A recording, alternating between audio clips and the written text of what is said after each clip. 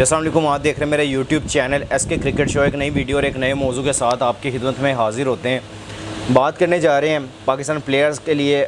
बड़ी खबर ये है कि पाकिस्तान के जो शाहीन्स के प्लेयर हैं जो कि हारिस की कप्तानी में ड्राइंग के लिए पहुंच चुके हैं और निकल भी चुके थे कल से, और अब पहुंच चुके हैं। उसके ऊपर आपको अपडेट करते हैं और फिर बात करते हैं आगे जाके कि ICC मीटिंग की जो अगली सारा सिनेरियो है, जो कि अगली मीटिंग होने जा रही है, उस हवाले से भी आपको अपडेट करते हैं। और फिर बात करते हैं कि मोहम्मद आमिर की जो स्पेल्स हैं, जो कि इन्होंने पूरा हफ्ता यहाँ पे जो हमें एंटरटेन किया, उसके ऊपर भी आपको अपडेट करते हैं। तो अगर आप मेरे चैनल पे नए और पहले दफ़ा आए हैं तो जल्दी से जल्दी चैनल को सब्सक्राइब कर लें और बेल आइकन को ज़रूर दबाएँ ताकि लेटेस्ट वीडियो आप तक पहुँचती रहे। सबसे पहले बात कर लेते हैं पाकिस्तान के प्लेयर्स, जो कि आपको पता है कि शाहीन्स का टूर अभी बांग्लादेश ए के ख़िलाफ़ खेलने के लिए वहाँ पे मौजूद है। और एक सीरीज़ बराबर करने के बाद बांग्लादेश ने अब अगले, और पाकिस्तान के जो प्लेयर्स हैं उन्होंने अगली जो असाइनमेंट है वो आगे जो वनडे मैचेस हैं और साथ में 4 नेशन मैचेस हैं, यानी कि वो ऐसे जो इनके जिसे कहेंगे T20 मैचेस हैं, जो कि इन्होंने 7 से 8 यानी कि नेशंस के साथ खेलने हैं। उस हिसाब से भी मैं इसके ऊपर आपको अपडेट करूँगा। जो आपके फ़िलहाल जो आपके कैप्टन है मोहम्मद हारिस, वो आपको पता है कि वो आपके इस टीम का हिस्सा थे। उसके अलावा अगर देखें तो वो कप्तानी भी कर रहे हैं इसमें वाइट बॉल की। इसके अलावा अगर देखें तो बाकी उस्मान खान इस दौरे में शामिल हैं। फिर उसके अलावा अरफात मिनहास हैं, आरिफ यकूब है, जहांदाद खान है, अब्दुल फसीह हैं, मोहम्मद इमरान जूनियर हैं। तो ये इनके 6 खिलाड़ी मोहम्मद हारिस समेत ये ड्रॉ इन पहुँच चुके हैं और अपनी टीम को भी ज्वाइन कर चुके हैं। और अब इन्होंने अपना यहाँ पे कंक्लूड भी करवा लिया हुआ है अपना। तो अब ये आगे थ्रू आउट ये जो सीरीज़ होगी इंशाल्लाह, इसके ऊपर भी हम आपके ऊपर यानी कि इसके ऊपर भी बात करते रहेंगे और आप तक इसके ऊपर भी खबरें पहुँचाते रहेंगे। और जो मेन खबर ये है कि पाकिस्तान और जो बांग्लादेश ए के दरमियान, और सबसे पहले जो मेरी समेत जो बाकी भी यूट्यूबर्स हैं या क्रिकेटर जर्नलिस्ट हैं, उन्होंने जो बात की थी कि यार आप लोग ऑस्ट्रेलिया में जाके बांग्लादेश के ख़िलाफ़ क्यों खेल रहे हैं, आपने वहाँ पे जाके ऑस्ट्रेलिया के ख़िलाफ़ क्यों नहीं खेला। और इसलिए नहीं खेला क्योंकि आपकी वो टीम में जो देख रहा था कि आपकी एक ही टीम नहीं है, आपके वहाँ पे साहिबजादा फरहान खेल रहे हैं, मोहम्मद अली खेल रहे हैं। उसके अलावा अगर देखें जो कि कामरान गुलाम खेल रहे हैं, फिर खुर्रम शहजाद खेल रहे हैं, और वो लड़के खेल रहे हैं जिन्होंने पाकिस्तान के लिए भी खेला हुआ है। वो शाहीन्स का टूर कर रहे हैं जिन्होंने 2-2, 3-3 मैचेस, 5 मैचेस पाकिस्तान के लिए भी खेला हुआ है। तो अब यहाँ से हिसाब लगाएं कि वो प्लेयर्स पाकिस्तान शाहीन्स का टूर कर रहे हैं और बांग्लादेश ए के खिलाफ़ खेल रहे हैं और दूसरा टेस्ट मैच हार गए हैं 5 रन से। आप यहाँ से हिसाब लगे, दूसरा टेस्ट मैच बांग्लादेश ए की टीम से 5 रन से आ रही हैं। और पहला मैच इन्होंने कितना अच्छा तकरीबन 168 रन से शायद ये जीते भी थे। तो दूसरा मैच अगर ये 5 रन से हार गए हैं तो वो अगर सीरीज़ बराबर ही करवानी तो यार पहले यानी कि दूसरे मैच में इतना क्लोज ही जाकर 5 रन से हार गए। यार दुख होता है यार, आपकी इतनी अटैकिंग टीम हो, फिर आपके वो इंटरनेशनल प्लेयर्स भी हों जिन्होंने पाकिस्तान के लिए भी खेला हुआ है, वो आगे जाके अगर आपको यहाँ पे नहीं करवा के देते तो फिर मुश्किल होता है कि यार आप इस तरह कर सकें। और फिर हम जो बात करते हैं कि बांग्लादेश ए के ख़िलाफ़ खेले तो वहाँ पे बांग्लादेश ए के ख़िलाफ़ नहीं जीत सके, तो अब ये आगे ऑस्ट्रेलिया ए होती तो फिर क्या करते हैं वहाँ पे। तो अब यहाँ से हिसाब लगाएं कि हमें दूर दूर तक सोचने से पहले अपने गिरेबान में झांकना चाहिए कि हमारी टीम के अंदर क्या वक़्त है, हमारे लड़के क्या कर सकते थे। बेशक उन्होंने परफॉर्मेंसेस बहुत अच्छी दी हैं, मैंने यहाँ पे बैठ के वीडियोस किए हैं, मैंने बताया भी है। जो कामरान गुलाम ने खेला, जो हुरैरा ने खेला, जो खुर्रम शहजाद ने खेला, जो मोहम्मद अली ने कल आउट किए हैं, 6-6 विकेटें ली हैं। तो आप यहाँ से हिसाब लगाएं कि मैंने उनकी तारीफ़ भी किया, लेकिन मैं कहता हूँ कि जहाँ पे आप खेलते हैं बेशक हार जीत टीम का हिस्सा है, लेकिन आप उस लिहाज से तो देखिए कि आप 5 रन से इतने क्लोज मार्जिन से जाके क्यों हार जाते हैं। आपने अपना इतना इंटेंट दिखाया, 4-4 दिन आपने मैचेस यानी कि खेलते रहे, रोज़ जाके 100 ओवर करवाना ये कोई आसान काम नहीं होता। इतना करने के बाद फिर आप हार जाएं तो वो फिर मुश्किल हो जाता है। तब ये बड़ी सीरीज़ है पाकिस्तान की, जो कि हारिस की कप्तानी में खेलते हुए नज़र आएंगे और आपके बाकी प्लेयर्स भी ड्रॉ इन पहुँच चुके हैं, वहाँ पे अब टीम को ज्वाइन कर चुके हैं। इंशाल्लाह जिस तरह इसके ऊपर बाकी अपडेट आएगी वो भी आप तक शेयर करते रहेंगे। इसके अलावा अब जो मेन खबर है उसके ऊपर आ जाते हैं, जो कि ICC मीटिंग के हवाले से बड़ी खबरें हैं कि ICC मीटिंग जो है अब वो जो आपको पता है कि अभी जो ICC मीटिंग है वो कंफर्म हुई थी और अभी हुई थी श्रीलंका कोलंबो में। अब जो नेक्स्ट मीटिंग है वो होने जा रही है, जो कि it has been confirmed that the next ICC board meeting will be in Dhaka Bangladesh में होएगी।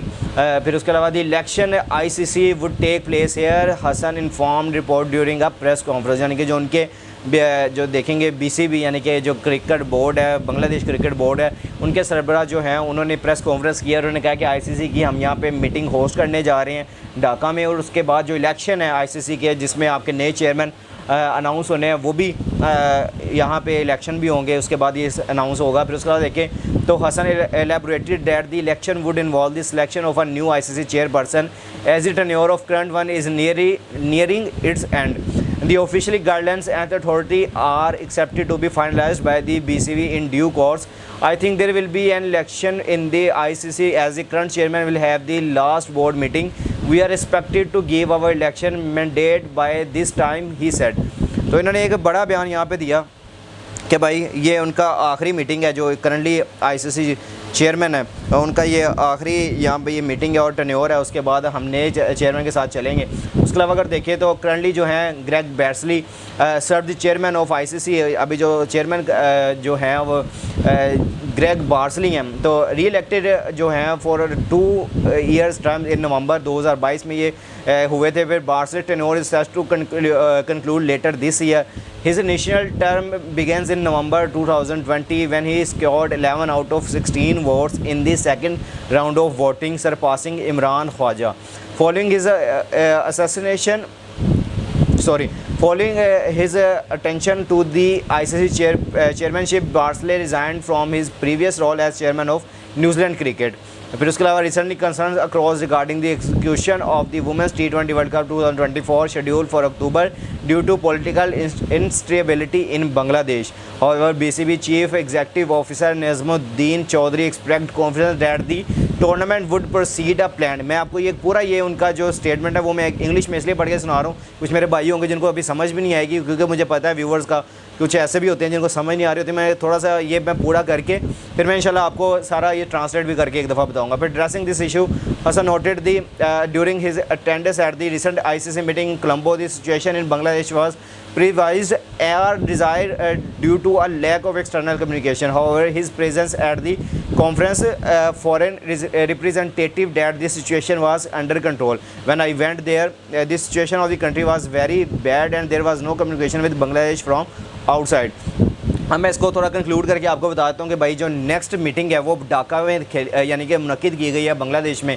वहाँ पे आपके जो करंटली जो ICC चेयरमैन है वो आपके ब्रेसली हैं, जो कि न्यूजीलैंड के भी रह चुके हैं चेयरमैन। उसके वहाँ से रिज़ाइनमेंट के बाद उन्होंने अपना टेन्योर 2022 से दोबारा शुरू किया था। 2022 नवंबर में उन्होंने दोबारा से लिया था उसके, क्योंकि उन्होंने 16 में से 11 वोट हासिल किए थे।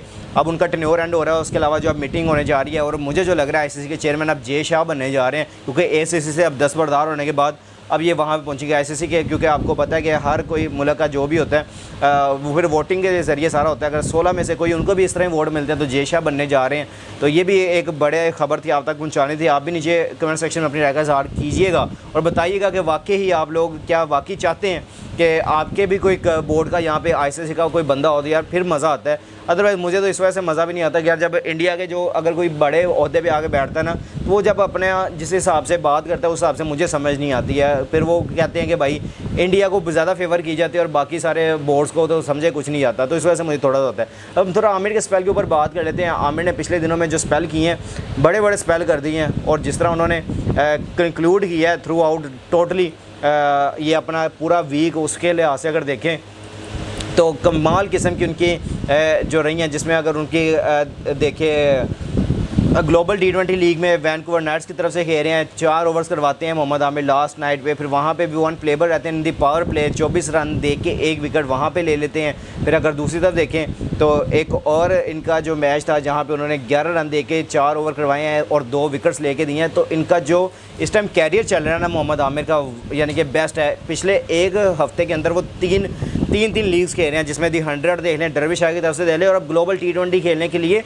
कनाडा पहुंचे हुए हैं। तो आप यहाँ से साफ लिखा है कि कितने इंटेंट के साथ ये क्रिकेट खेल रहे हैं और अपने आप को ग्रूम कर रहे हैं, अपने आप को थकाते नहीं हैं, अपने आप को तंग नहीं करते, अपने बॉडी के ऊपर काम करते हैं और अपनी गेम के ऊपर ध्यान देते हैं। ना कि अब जिस तरह खबरों में आगे बैठ के बातें करते थे, अब वैसे उन्होंने पाकिस्तान टीम का जब से हिस्सा हुए हैं उन्होंने बाबर आजम की तारीफ़ करना भी शुरू कर दी है।